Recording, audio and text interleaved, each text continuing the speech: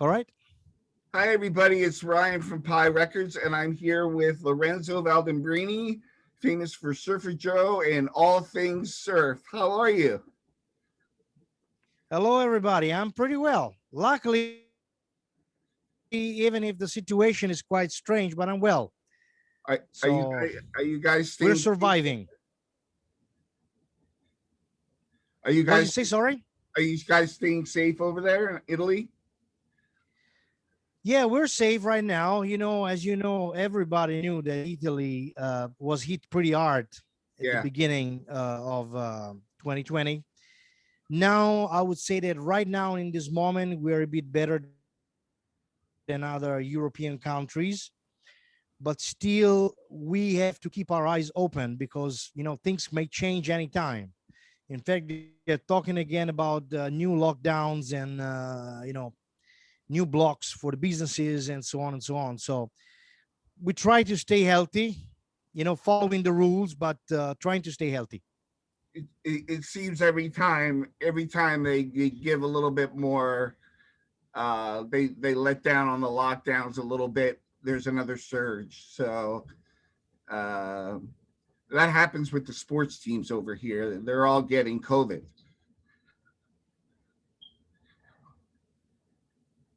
Yeah, yeah, it's a very difficult situation. Certainly there are some categories like the music, the musicians are completely stopped right now, and there's nothing much we can do. Those are the biggest occasions in which a lot of people get together, and there's possibility of spreading the virus. So it's understandable, but it's frustrating on the other side because we all feel like that all the works that were done in the past years, all the all the hard work, everything that we have built up, is destroying itself, and Yeah. we have no chance to play, we have no chance to do anything. And I'm not a big fan of the streaming live concerts because they are fine for a certain amount of time, but the business cannot survive this way. And Yeah. same for the recordings. Of course, we all into the trying to record. I hear a lot of friends that got very much inspired during this time and produce a lot of music, luckily for them. But my head, to be honest, has been very much into how to carry on. So yes, the music is fine, but I need already to think of what's going to be next and when are we going to start again. Yeah. So it's tough time, but at least we are good, we're alive, and we're still talking about surf music, so it's okay. Yeah. So tell me a little bit about your involvement in the community. It's very huge, but tell me a little bit about where your place is in the surf community and Surfer Joe. Well, I've been into surf music since about the second half of the 90s. I'm not that old. I'm turning 45 in a week. Uh, but like many other people, got involved into that. But there was no internet at the time, and it was difficult, more difficult to know each other. And Italy exactly was not USA, so the connection between members of a community were more difficult at the time.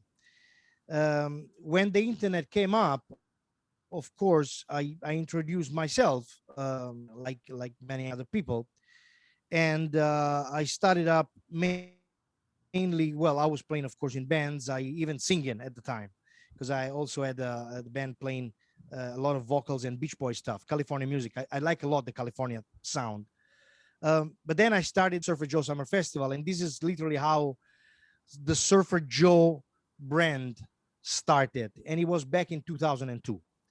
Um, so, well, nothing much, got a website, put it up there, organizing shows, and then in the summer 2003, I started up the Surfer Joe Summer Festival, which has been lasting for many years, except for a little break of 4 years between 2004 and 2008 because I moved outside of Italy. I've been living in the Caribbean for a few years, and We restarted in 2008 with a brand new crew. My brother getting involved, and it was a big push to redo this thing. And since then, we've been going straight until 2020, unfortunately. So my involvement in the scene is, of course, as an event organizer, organizing this festival, which has been very good with us because a lot of people came, and has been renowned as to be the most awaited event. And we really met a lot of people. In some occasions, like in 2015, 2017, we had approximately 10,000 people attendance to the festival. That if you think that is an instrumental gathering, just instrumental music, it's pretty impressive. Other than that, as you know, apart from the festival organization, in the year 2012, so when I came back from the Caribbean, I came back on 2011, with my brother and another partner, Francesco. We opened the Surfer Joe Diner, which initially had to work as a sort of a location for the Surfer Joe Summer Festival. And our support to provide food and beverage. But in the end, it developed as an independent business. It's an American diner, but we have a lot of international cuisine. And with the time, we opened another two locations, even in Lucca, which is a close city to Livorno. And recently, 26th of October, we opened our third restaurant, still here in Livorno, a different place, downtown. Not that Livorno is a big place; it's a big city. It's a small town, but we opened another place, and that's it for the businesses. And apart from that, as you know, Surfer Joe, my main occupation is being a musician. I'm always around because I'm not really actively working in the restaurant business. Uh, I've always been around until February 2020 with quite a lot of shows per year, I have to say, and always traveling everywhere, Europe, the US, Japan, South America. I've been all over. So that's what I do. So people know me both for the festival and, of course, for the other businesses, and because I'm always around playing the music. So maybe some people saw my show, attended my show. So what bands are you playing in right now?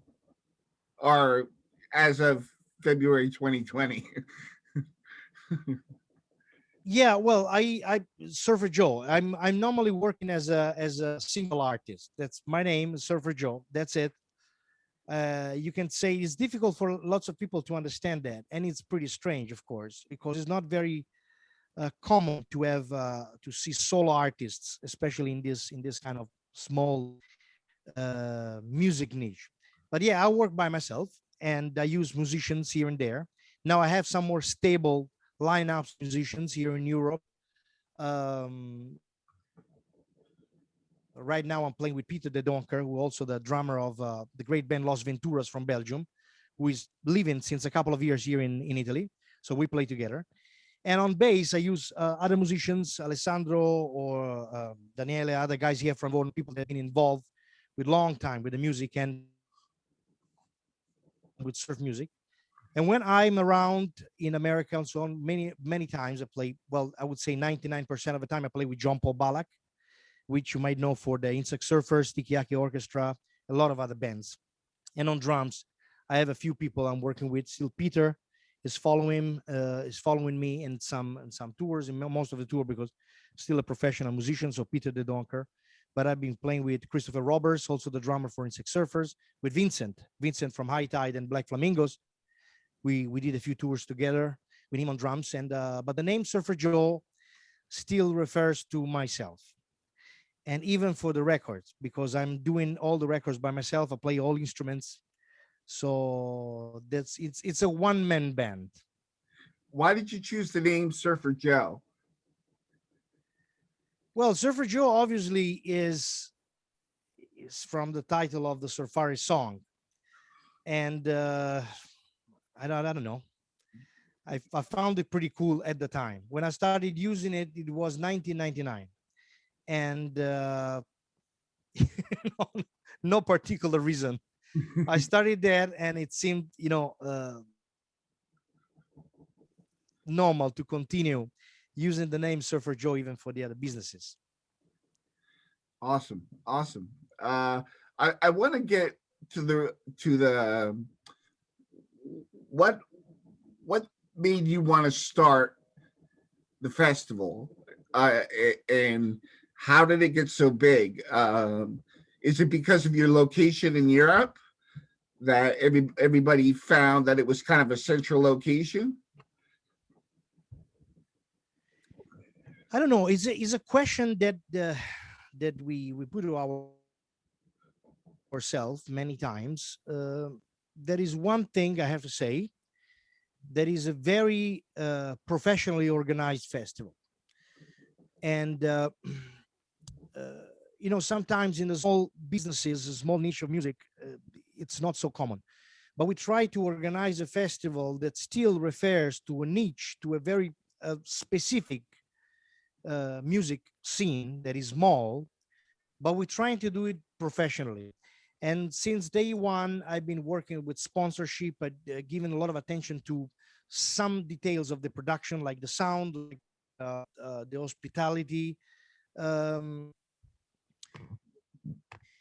and other than that, I don't know why. We've been continuous in organizing this thing. We've been doing it pretty well. We've been investing quite a lot of money with all the activities. We're trying to do everything the best we could.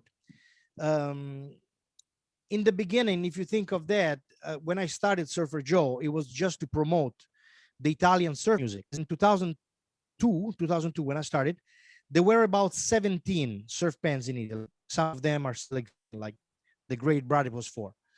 Um, so my initial point was to promote the Italian surf music. And when I did the first Surfer Joe Summer Festival in 2003, I already had collaborated at the time with some promoters, and they were organizing tours of band, like for example, Slackton, Bambi Molesters, or the Revelers. These were the three international names that participated to the first Surfer Joe Summer Festival.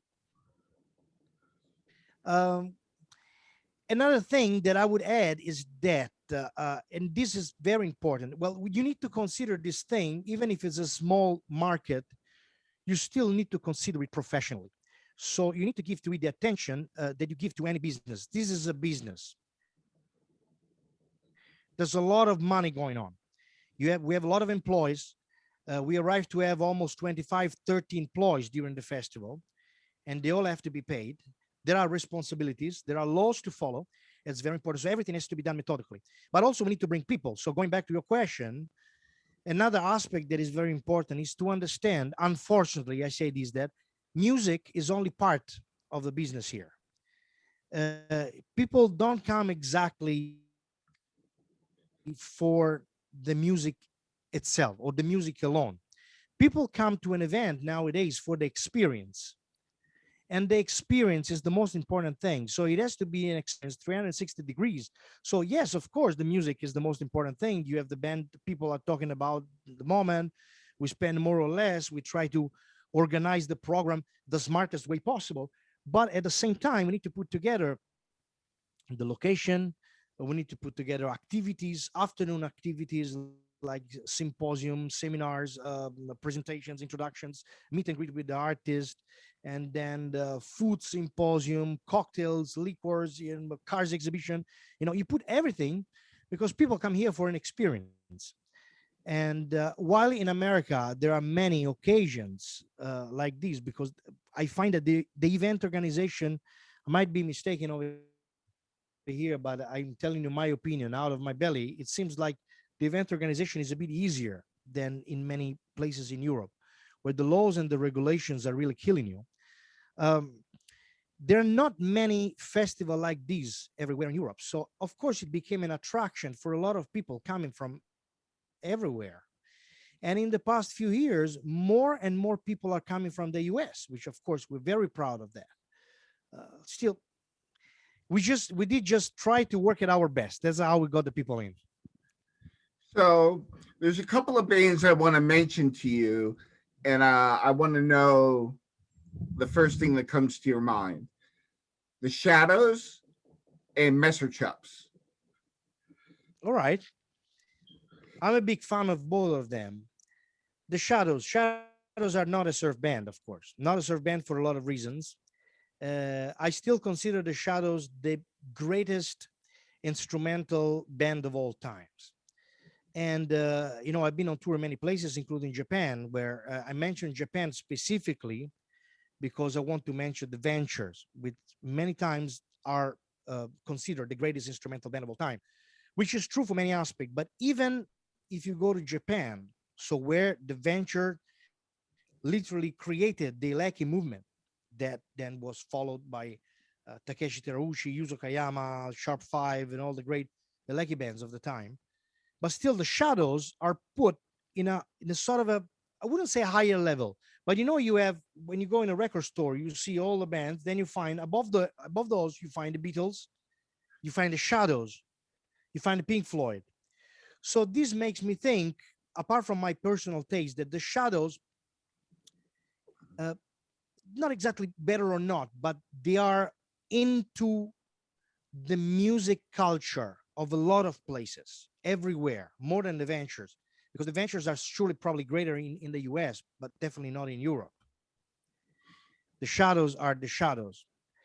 Uh, and for us, have been the only instrumental band that was able to fill up a stadium, because that is a reality, especially the last tour. So when I think about the Shadows, I think about the Echo, I think about Unc Marvin, I think about fantastic melodies, some really great musician innovators of the instrumental guitar style, and I really love them. But I don't consider them, of course, a surf band. Surf is a Californian phenomenon. As much as we're trying to play it, to understand what surf music is, you had to be in 1962 in Southern California.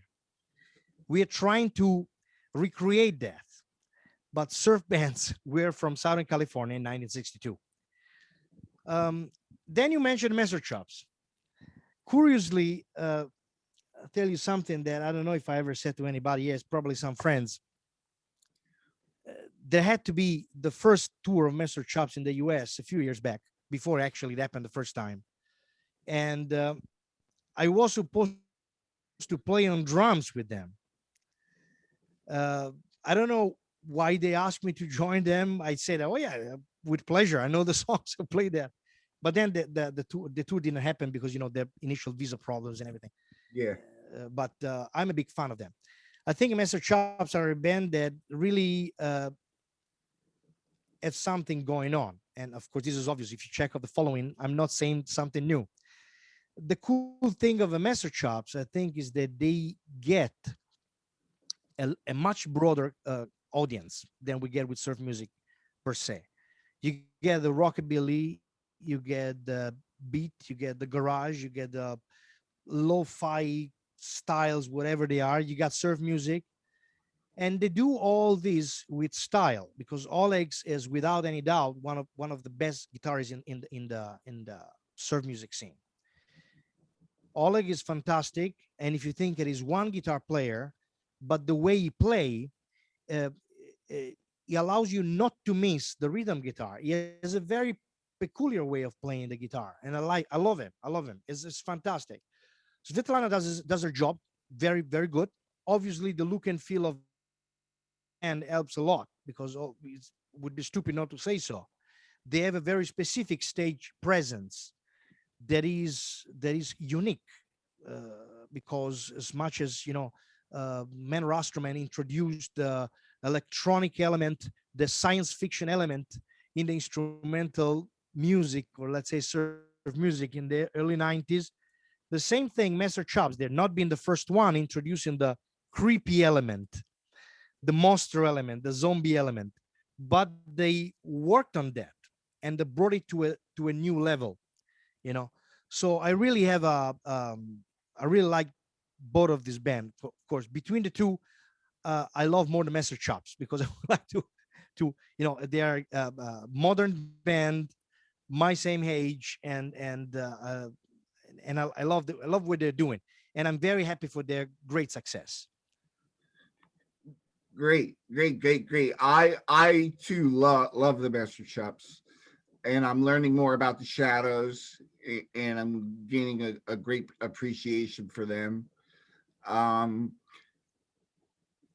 it seems to me you're very much about the community, this surf scene. As far as labels and bands, um, how do you connect with them, and how involved and often are you in contact with them, and what are maybe some of the interesting conversations you have? Well, I'm in contact with people from the, let's call it the surf scene, um, on a daily basis. Friends, because I made a lot of friends, and actually, probably my best friends are within the community. Um, Not here because there's nobody from around here. Very few people in Italy, but some of my best friends include people like Jeff, the Big Ticket Dude, or John Paul Balak, Vincent, or Ted from Satan's Pilgrims. Even my partner Bjorn from Surfing Industries, is we met inside the surf community. So I'm in touch with a lot of, Ralph Kilauea, all the Kilaueas have been some of my best friends, from Berlin. So I'm in touch with all these people on a daily basis. And as much as I feel that it is difficult in the past few years to really talk about a surf community, when I got more involved, strongly involved into this thing in the early 2000, especially with the beginning of the Surfer Joe Summer Festival, I felt that the community somehow was a bit stronger. Like there was more attention, to what the others were doing. Now there's still a lot of attention, but the internet has enlarged the possibility of getting in touch much more, give new possibilities to talk to people. And there's a lot of people who are commenting, writing, expressing opinions that probably are not even entitled to do so. Excuse me if I'm very straight. And this is because they don't have the records. And this is because they don't know very much the origins of this music. And like for anything, you need to start from the origins of it, to create your own, to do your own research, and arrive to have a knowledge of what you're talking about on any aspect. So from the music to the actual songs, to the style that you like the most, to the music instruments used, to the history of the genre, and so on and so on. So the internet has brought a lot of things. So this thing did not help very much to keep the community, the surf community, strong. Then, of course, many of us grew older. So, I mean, it's not when we were 20 years ago, we all had more time to do things. Now, many of us, me too, we have families, we have things. So, not necessarily we have all the time to spend. But when I'm talking to my friends, we talk about all sorts of things, seeing the bands that are coming up, the instruments, buy gear, uh, the usual thing. An example of this is surfguitar11.com. That is still the core and the reference for the surf community, and the archive of conversation and discussions that are storing there. it, they really mean something, because really they now are the history of the genre in any possible ways, because any possible figure that have ever taken part of the surf scene from the 60s, sooner or later has written something in that forum and has participated to some conversation. So the conversation is always the same. We talk about what we see around us in the surf community. Awesome. I want to ask you about your guitar because you are known for your guitar playing. What guitar do you play and why?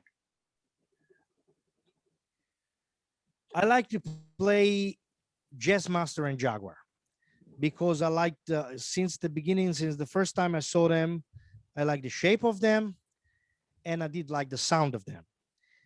But I think there are different guitars. Although, just to let people understand that I very well know the history, surf guitar, surf guitar started with a Stratocaster. That's it. There's no other thing. Started with a Stratocaster. It's, if you deny this, you simply don't know the genre. This doesn't mean that I like the Stratocaster the most. It's an amazing guitar, but I never felt very comfortable with that. Probably even because I haven't played that guitar that much, and probably not even played a good one, which I would like to do one day. Um but I really like the Jaguar and the Jazz Master. These two guitars have different meaning. The Jaguar, as much as many people like them like crazy, I think still the Jaguar is probably the best rhythm guitar ever done. It's fantastic, but that particular twang, the short sustain and everything, don't make it a lead guitar to me, to my personal taste.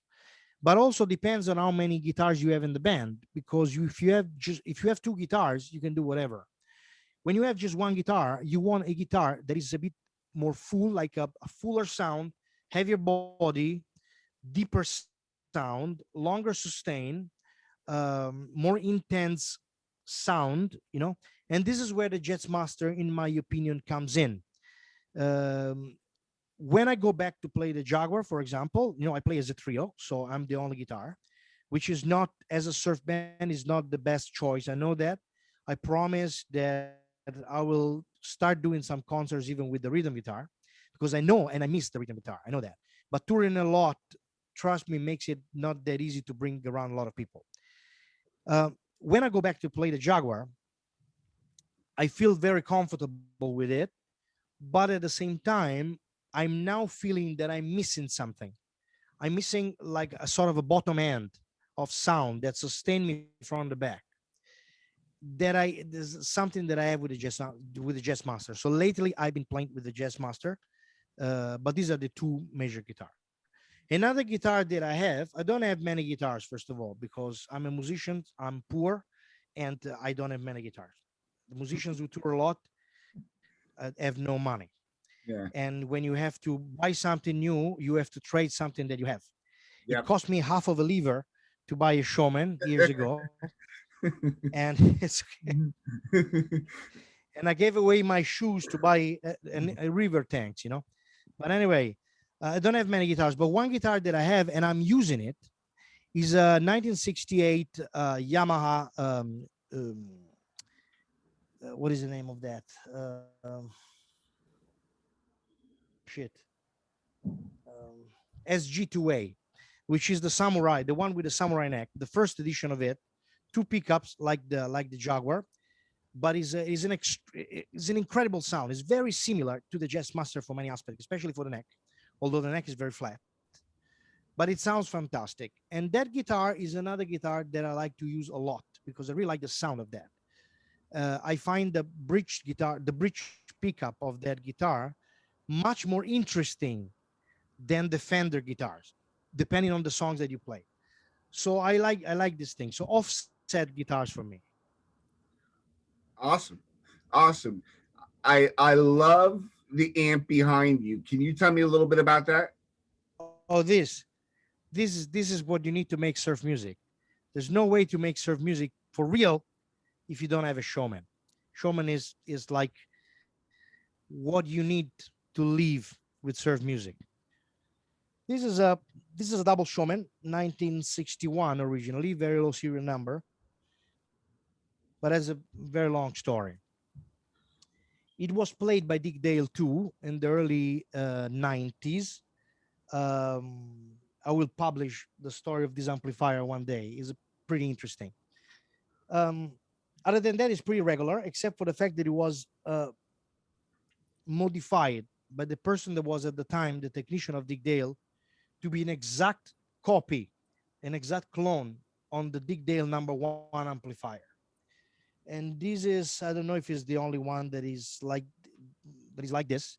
We checked the circuitry and it's almost all original. There are a couple of things that have been changed, but nothing impressive. Um, then all these amplifier, they all sound different from each other. So Yeah. realistically, until you you get used to one and you play with one, it's a pretty powerful amplifier because this is straight 85 watts from the head, but it picks much more. It's a brown face, and I normally, it depends also on what speakers you're using.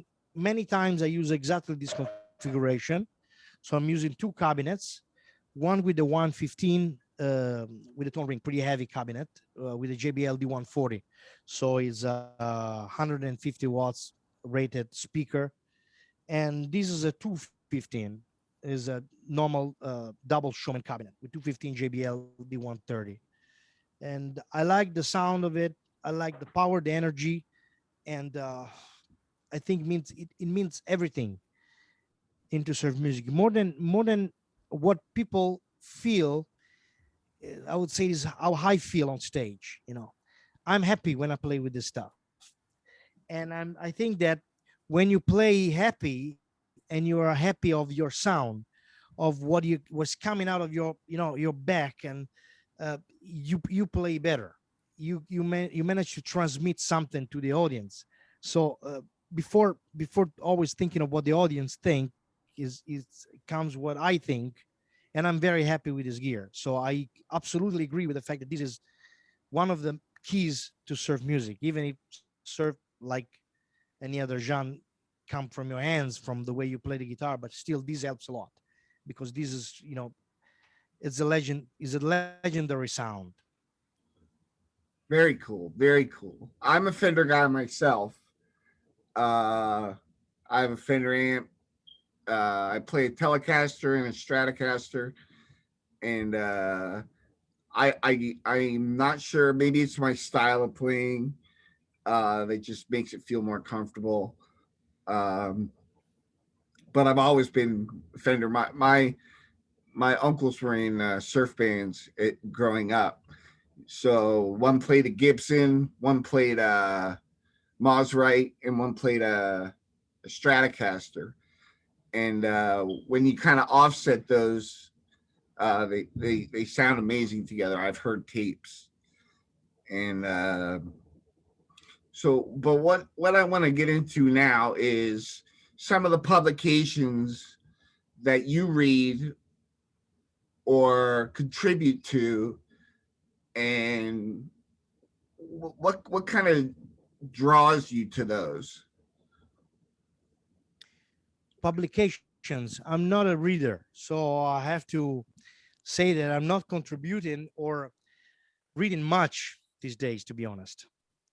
So why not? I could answer to that question. Why not? Okay. I don't know. I feel more like to listening to the music and getting into that rather than reading it. There's a lot of internet also change a lot, and I would be false if I would not say that I spend a lot of time over the internet and I read a lot of stuff around, making my own opinion on things, of course, and looking what's around even for business purposes, like for the festival. But I'm not reading that much, nor even I contributed to many of them. Quite a few people asked me for some interviews here and there throughout the years, and I've always been happy to tell my opinion on that for what I could, but without expecting to say something that is the Bible. I mean, I say what is right for me. I give my opinion on things when I'm asked, but certainly I'm not entitled to say more, to say what's right or what's wrong. But I'm not reading that much Friday, so Okay. I cannot help you with this question. So one thing that intrigued me is not only the bands from Europe and Russia, but South America.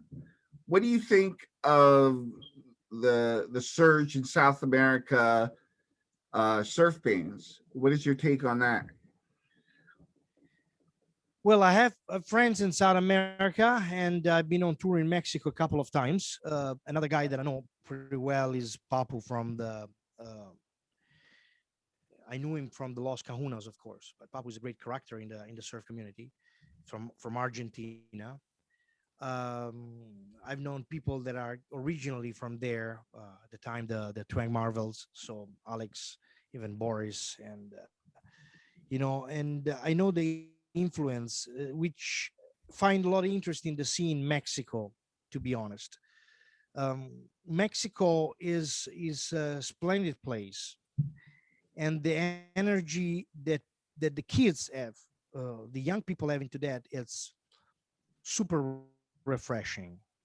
Emilio, another good friend that I have there from Los Grinders, uh, like many other people, are really enthusiastic about this music. And when I went to Mexico the first time, someone told me, here in Mexico, surf music uh, is quite popular in kids in high school. And this makes the scene very fresh, probably because we cannot say for sure, but probably like it was in California in 1962. I felt this thing in the audience, and it was definitely very refreshing. Um, the organization of the events of the shows were different, of course, but the the warmth of the people of the audiences was impressive. And the same when I went to Brazil. These are my two experiences there. I went to Mexico and I went on tour in Brazil. I was supposed to go to Argentina too, but never happened yet. They asked me to go, but probably I will go. And even in Brazil was very similar. Um, very big cities, uh, very different as the scene, but still I found a lot of warmth from the audience. Very enthusiastic people. The bands that are coming out from the South America, uh, they're all very interesting. But curiously, most of them, correct me if I'm wrong, but this is the feel, the impression that I have. Most of them are inspired mostly by the traditional surf music. So they like the original sound of it. So we're talking about reverb tank, Fender guitars, twangy sounds, more than the revisited um, 2000 modern sounding, rocky sounding, aggressive surf music. And because I'm a fan of traditional surf music, I surely appreciate that. So I have very good thought about surf music in South America. I really like it. Good. There's some great bands. There's a really interesting band I just spoke to called Terra Motor, Yeah. and um, Duda was talking about how he spent time in Greece and he used elements from Greek music, traditional music from South America, and incorporated that. And the sound is incredible. I don't know if you've heard it. He was the guy from the Dirty Fuse, right? Yes. The left and went back, if I Yeah. remember well. Yeah. Um, so one thing I noticed about Japan is how intense the musicians are with whatever they play, whatever genre. And I'd like to know your experience with the scene or playing or meeting the people in Japan. Japan is after after USA from a music point of view is probably my favorite place. Um, I have to say that I was very excited. Both me, John Paul, and the drums that came with me, Johnny, my old drummer here in Italy, and Vincent on my second tour. We were all very excited to go to Japan. For some reason, we've always seen Japan as like the place to go. Um, when the experience that we had there uh, actually fulfilled the expectations because the places are incredible, incredibly big. You find a lot of music, you find a lot of everything, and the experience of the time spent in Japan is really amazing on any level. Great fun for sure. Now coming to the music and the thing, Japan has this myth of the Lecky music, which is derived from the Western instrumental music from the Ventures, but linked and fused together with traditional Japanese elements. This is what Takeshi Terushi did, really taking the old traditional songs and bringing them to the electric guitar or eleki. Um,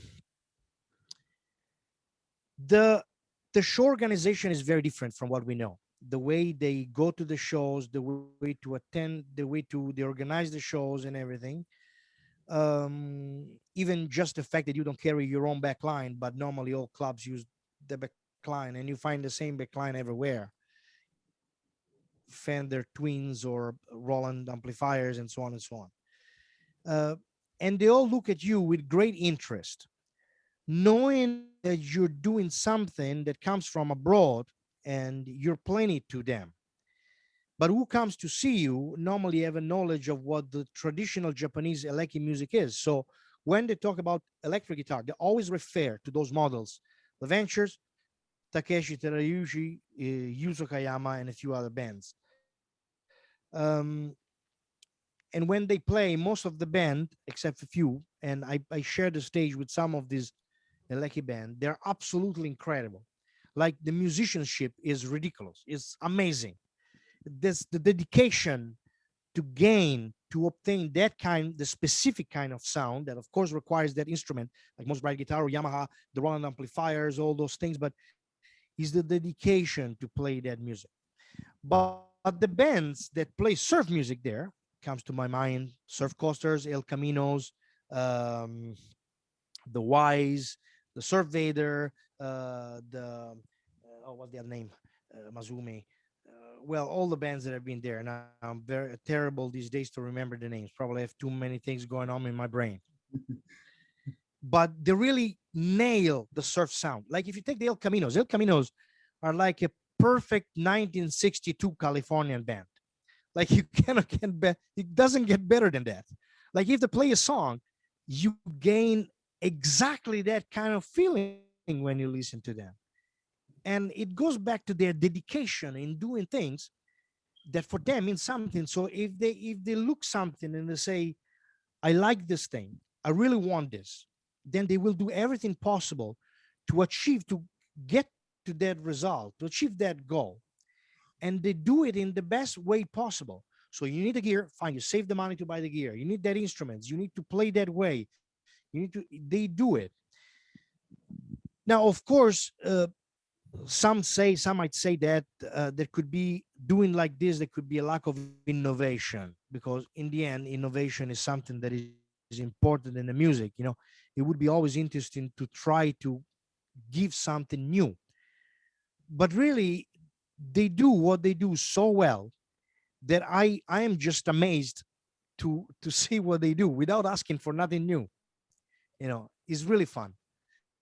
Anyway, I can't wait to go back to Japan. First thing that I do when the COVID is done, coming back on tour in the US, since I've lost like 2 or 3 tours this year, and going back to Japan. I cannot wait. So I'm very interested in knowing what you've been doing during lockdown as far as music. I know you can't do much planning when it comes to touring, but I'm certain you've been writing in things like that. Is there anything in particular you may have been working on you're excited about? Yes, excited. Yes, I've been working also. Yes, not as much as I planned, because I was supposed to record a new album, and that I've almost finished recording, and I'm very happy of it. I cannot say much about that because there's still quite a few things to the side, but there's gonna come out a new album this summer of Surfer Joe. Um, I was expecting to have the brain to work on that many months ago. So work on that directly on March, April, May. But honestly, my brain was fuzzy. Like I've always been used to drive a lot. In the past few years have been crazy. I've done between 120 and 150 shows per year, everywhere. Going from that to zero, it did really put me down. And I can share the same feeling, at least with my colleagues, with Peter, drummer, John Paul on bass, Alessandro, the other person that played with me. We did really feel down. Uh, and has been a big change in our life. Because if you consider the amount of shows and the touring that we're doing, we're used to stay away from the families, to stay away from home for certain time. And all of a sudden we found ourselves, well, I was happy to spend more time with my kids, that's for sure. But at the same time, all my timing was completely fucked up. So my brain was not so productive, to be honest. I have a lot of songs that I was supposed to work on, but I couldn't find the strength, or I became lazy pretty easily. Then all of a sudden I started up again in November, December, and January started recording strong. I did the drums of this new album last summer in August, and then I'm finalizing now the album, which is coming out this summer. And other than that, I focus on my other major business apart from the restaurants. But I said I'm not working much for them apart from a few things, which has been, of course, as you may know, surfing industries. As we build river tanks, and I'm a co-owner of the business with Bjorn Ischeden in Sweden, and of course Surf Industries USA, based in Memphis. And so we have made the business stronger. We have dedicated ourselves to death a bit more, even because realistically we need to bring money home at the end of a month. So we're trying to say, okay, what do we do? Okay, we have that. I have that at least. I'm lucky enough that I started this business. Let's try to work more on that because we have to create an income, because we don't have an income right now. I got a little support from the government, but ridiculous, you know what I mean? Yeah. So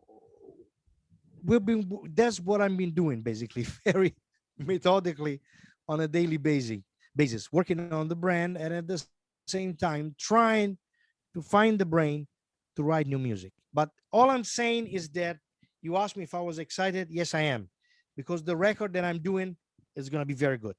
I really like it. And it's going to be a little change compared to my usual music, which takes definitely inspiration from the 60s. You know, everybody, the people who know me knows that I'm very dedicated to that sound. You know, even like if I get here, the last record that I've done with Dionysus, well, Swell of Dwell is certainly traditional, you know, apart from a couple of songs that may have a more sophisticated um, progression or a few strange chords inside, but it's definitely a more traditional album. The drums is at the back. The sounds are, you know, the ones of the record come out in 1962. The one that I'm doing still takes inspiration from that, but I pushed the, I think, I mean, I'm happy with the result. Then we'll have to see if also other people feel the same. I managed to push a little bit the rhythm section a bit more forward, so making it a bit more modern as a mix. The songs are good. You know, one advantage that I have in doing everything by myself is that many of the songs start in my brain, and I have an idea of those. Then I don't write too much the structure of the song or exactly the note that I'm going to play. I go to record the drums. I record the bass. Write the bass line. I do them. And then when I get to the parts, the guitar, the melodies, I would say for a good 20%, I improvise at the time of the recording.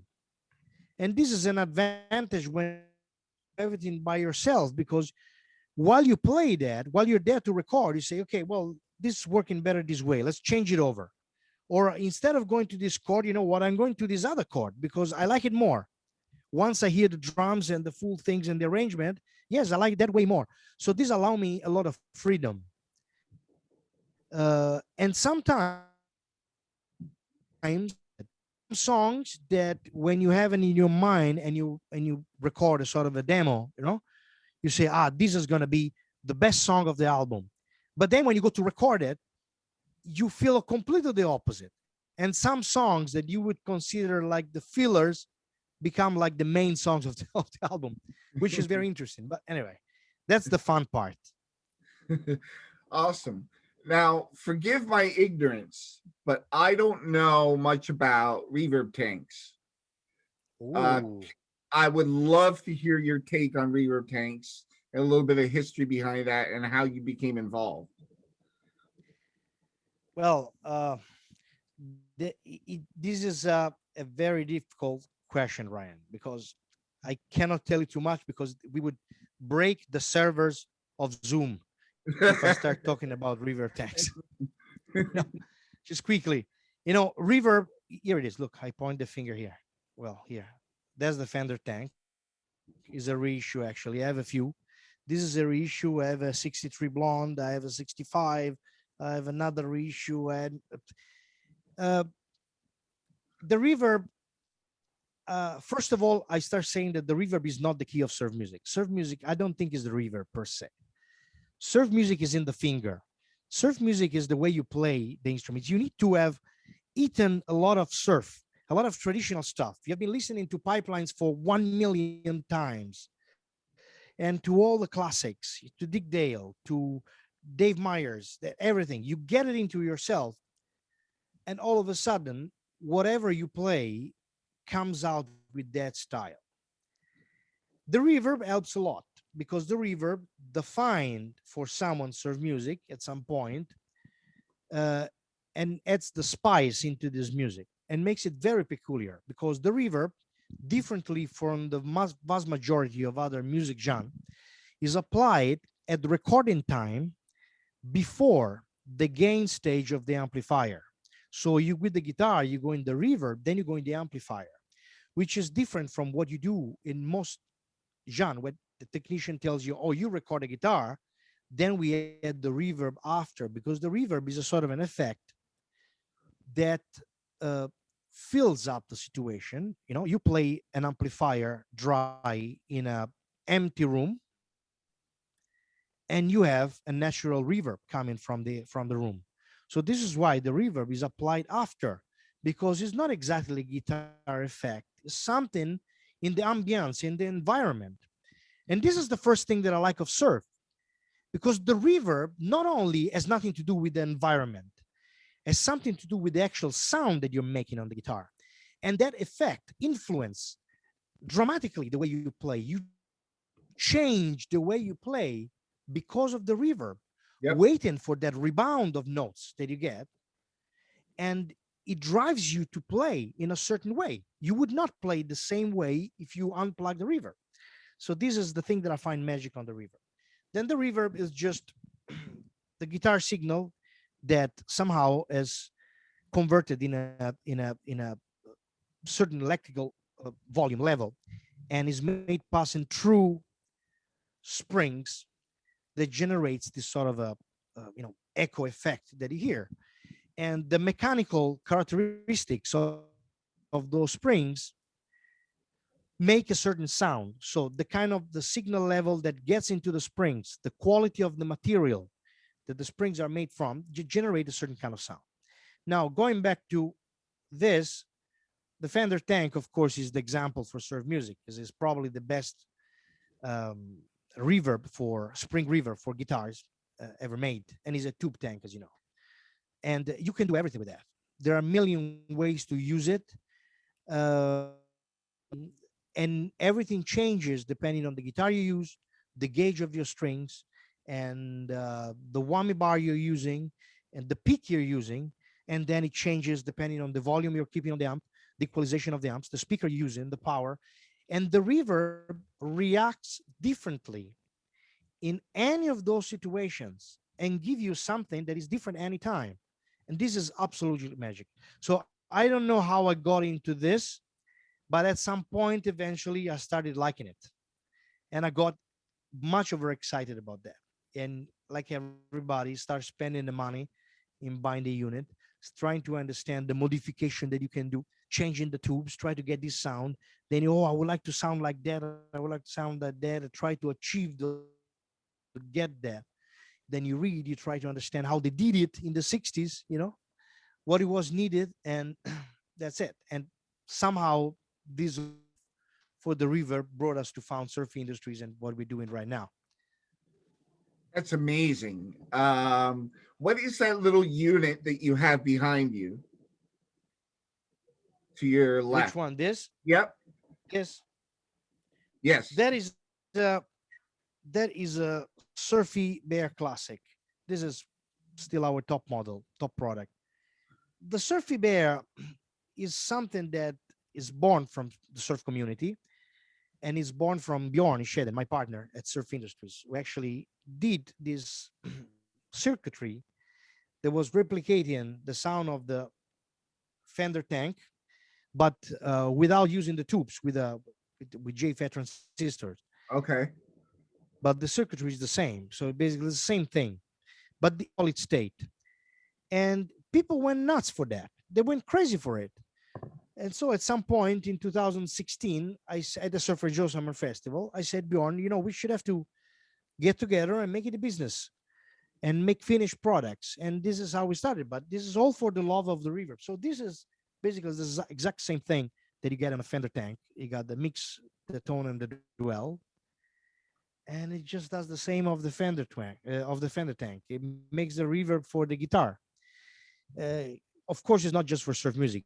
The vast majority of our customers, luckily, are not surf musicians, because otherwise we would have very few customers. No, we target to everybody, and they're using. We have feedbacks of people using the Surfy Bear units even in metal or crazy electronic and uh, strange sounding situation. But this is it. The Surfy Bear in all the different versions that we produce replicate the sound of the Fender tank, and comes from surf music. It's originally made out of surf music. Very cool. Very cool. Um, Personally, I love the sound of vinyl. When you listen to surf music, what is the best way for you to get your experience? Well, I have stopped buying CDs, and I kept many CDs, but only the ones that are really that you cannot find on vinyl. And other than that, I enjoy much more the vinyl. I don't know why exactly, but I think that the merchandise, the vinyl, is somehow something that I, apart from the music, is an object, is an item, is a collectible, is something that you can touch, that you can smell, and I like everything about it. You don't just buy music; you buy something that has a very particular shape. So I love the concept of the vinyl per se.